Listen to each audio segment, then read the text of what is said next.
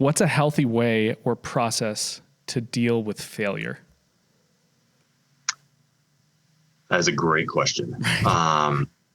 So the first thing that comes to mind is to remember that failure is not indicative of who you are. It's something that you're going through. Okay, so to separate your personhood from the event. All right, because failure is a great sort of starter for shame, or it can tap into shame. It can go like from, oh, this failed or that didn't work, to I am this way. Yes. And so I think we need to be really careful to say, attach, behavior, events, circumstances to personhood.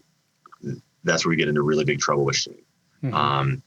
Number two is I talk, I share this example with people a lot, but anyone who's ever been around little kids, when they move from like crawling to walking, it's not like one day they just walk. Okay. They pull themselves up and they fall down. They pull themselves up and they fall down. I mean, that is failure. I can't do it.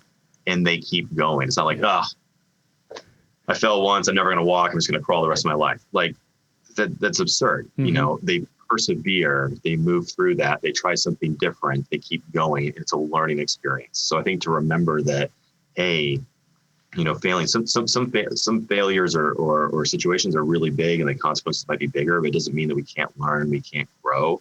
Sometimes we make really big mistakes. Doesn't mean we can't move forward. Some are harder than others. I mean, little kids aren't beating themselves up for not being able to walk. As adults, it's a little bit hard because we carry a lot more shame, right?